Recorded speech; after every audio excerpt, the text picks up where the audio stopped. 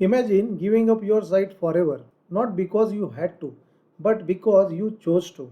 A life of darkness, not as a punishment, but as a symbol of love, loyalty, and sacrifice. This is the story of Gandhari, one of the most extraordinary figures in the Mahabharata. A woman of unmatched devotion, unwavering dharma, and silent suffering. In our last video, we talked about Dhritarashtra, the blind king of Hastinapura, who struggles with his sight mirrored his moral blindness. But behind this flawed king stood a queen, a woman who voluntarily shared his darkness to stay by his side. Yes, I am talking about Gandhari, his wife and the mother of the infamous Kauravas. Gandhari wasn't just another queen. She was born a princess in the kingdom of Gandhara, raised with wisdom, dignity, and a strong sense of duty. But her life took an unexpected turn when Bhishma arranged her marriage to Dhritarashtra. Now let's pause for a moment. Imagine being told you are marrying someone blind. What would you do? For Gandhari, this wasn't a question of what she wanted. It was a matter of honor and loyalty. And then came her most iconic act. Gandhari didn't just marry Dhritarashtra, she blindfolded herself for life. Why? To show solidarity with her husband, to share his darkness. It wasn't just a gesture, it was a sacrifice that defined her entire existence. Think about it. A princess who could have had a life of luxury chose blindness to honor her vows. But Gandhari's story isn't just about sacrifice. It's about moral dilemmas, family conflicts, and the devastating price of war. She was a mother to 100 sons, a symbol of dharma, and ultimately a tragic figure. Her life raises big questions. How far should loyalty go?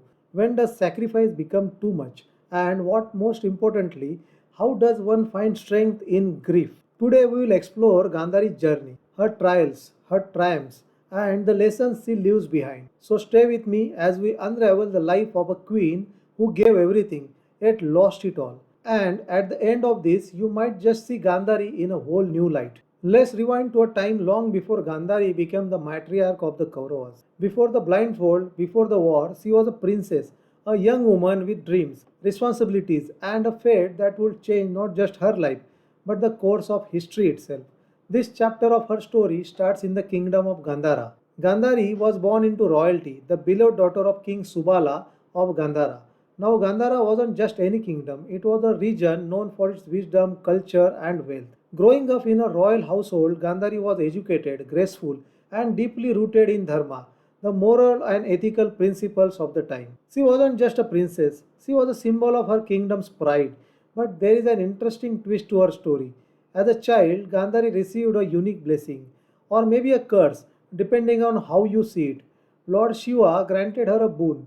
She would be the mother of 100 sons. At that time, this was seen as a great honor.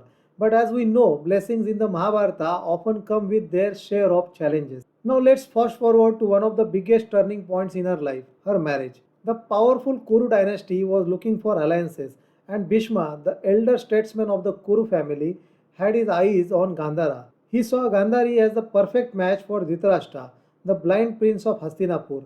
Think about this for a second. Gandhari was a princess with every privilege imaginable. Yet her marriage was arranged to a man who was blind, not because of law but because of politics. Bhishma's goal was simple: secure a strong alliance between Gandhara and Hastinapur. And in those days, royal marriages weren't about personal choice. They were about duty, strategy, and family honor. Here is where Gandhari's story takes a truly remarkable turn. When she learned that her future husband was blind, she could have refused to the marriage. But Gandhari didn't. She accepted her fate with grace.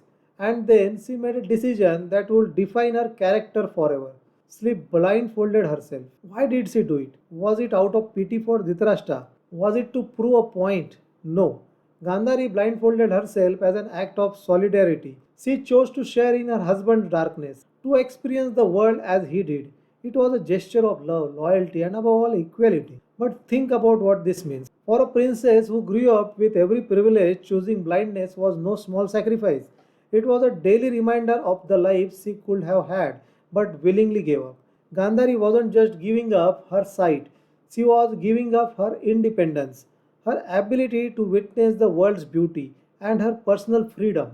When Gandhari arrived in Hastinapur as Dhritarashtra's bride, she brought with her not just the alliance of Gandhara, but also her reputation as a woman of unparalleled devotion. Her blindfold became a symbol of sacrifice, yes, but also of the strength it takes to uphold one's dharma in the face of personal loss. This chapter of Gandhari's life, it is so important because it sets the tone for everything that comes next. Her sacrifice became the foundation of her identity, her decisions, and her relationships. As we move forward in her story, we will see how this single act of blindfolding herself shaped her role as a queen, a mother, and a moral compass in a world filled with chaos. Stay with me as we dive deeper into Gandhari's journey. Her story is just beginning, and trust me, it's a journey you don't want to miss. You're not just the queen of one of the greatest dynasties in history. You are also the mother of 100 sons, each with their own ambitions, strengths, and flaws. And to make things even more complex, those sons are destined to play a central role in the greatest war ever told. This is the life Gandhari faced as the matriarch of the Kuru dynasty. Let's start with her position as Dhritarashtra's wife. Remember, Dhritarashtra wasn't just blind, he was also deeply insecure. And why wouldn't he be? His blindness meant he couldn't rule the kingdom the way he wanted to. Add to that his favoritism toward their eldest son, Duryodhana, and you have got a recipe for tension. But Gandhari, she tried her best to be a voice of reason. She often stepped in to mediate between Dhritarashtra's emotions and the larger responsibilities of ruling the Kuru dynasty. It wasn't an easy job, but Gandhari never wavered in her duty. Now let's talk about her role as a mother. Raising 100 sons is no small feat. Gandhari's love for her children was unwavering, but it wasn't blind. She knew Duryodhana, her eldest, was stubborn and ambitious. She saw his flaws and tried repeatedly to guide him down the path of dharma. One of the most poignant moments in the Mahabharata is when Gandhari advises Duryodhana to make peace with the Pandavas. She warns him that his hatred and jealousy will lead to destruction. But Duryodhana, being Duryodhana, ignores her advice. Can you imagine the heartbreak of watching your child walk into ruin, knowing you tried everything to stop them? Gandhari's role as matriarch also brought her into contact with some of the epic's most powerful figures. Let's start with Krishna. After the Kurukshetra war, Gandhari confronts Krishna himself, holding him responsible for the destruction of her family. She curses him, saying his own dynasty will face a similar fate. It's a rare moment where Gandhari's grief overcomes her sense of dharma, and it shows just how deeply the war affected her. Then there is her dynamics with Kunti, the mother of the Pandavas. These two women were bound by their shared love for their families, but also divided by the rivalry between their children. Despite this, Gandhari never disrespected Kunti, even as the rivalry escalated. And of course, we can't forget Shakuni, Gandhari's brother. While Shakuni fueled Duryodhana's hatred and manipulated events leading to the war, Gandhari often found herself caught between her love for her brother and her responsibility to uphold dharma. This is where Gandhari's role as matriarch becomes truly fascinating. She was constantly torn between her duty to dharma and her love for her sons. On one hand, she wanted to support Duryodhana and the Kauravas. On the other, she knew their actions were wrong. It's this moral conflict that makes Gandhari such a compelling character. She wasn't just a passive bystander. She spoke up, gave advice, and tried to steer her family toward righteousness. But at the same time, she couldn't abandon her role as a mother. In the end, Gandhari's story as a matriarch is a tragic one. She saw her sons die, her family torn apart, and her dynasty brought to ruin. But through it all, she remained a symbol of resilience, sacrifice, and moral complexity. Gandhari's role in the Mahabharata reminds us that even in the face of impossible choices, staying true to one's principles is the ultimate act of strength. In the next chapter, we will explore Gandhari's role during the Kurukshetra war, her prayers, her despair, and the powerful curse that changed everything. But for now, let's take a moment to reflect on her incredible journey as the matriarch of one of history's most complex families. War, it's not just about the battlefield, it's about the lives it changes forever. The Kurukshetra war wasn't just a war, it was a devastating storm that tore through families, friendships, and kingdoms. And at the heart of the storm was Gandhari, a mother, a queen, and a woman trying to make sense of unimaginable loss. Let's start with Gandhari's position before the war began. She wasn't blind to what was happening, well, metaphorically speaking. She knew her son Duryodhana's actions were wrong. She warned him time and again to make peace with the Pandavas. But Duryodhana, driven by pride and anger, ignored her advice. Can you imagine the heartbreak? Gandhari knew her son was walking toward destruction, yet she couldn't stop him. For her, the Kurukshetra war was a personal tragedy even before the first arrow was shot. During the war, Gandhari did something remarkable. While most of the Kuru elders took sides, Gandhari stayed neutral. She prayed, not for victory, but for dharma to prevail. Think about that for a moment. A mother, knowing her sons are fighting, doesn't pray for their success, but for justice to win. Every day she would hear news of the war, her sons one by one falling on the battlefield. Her grief was silent but immense.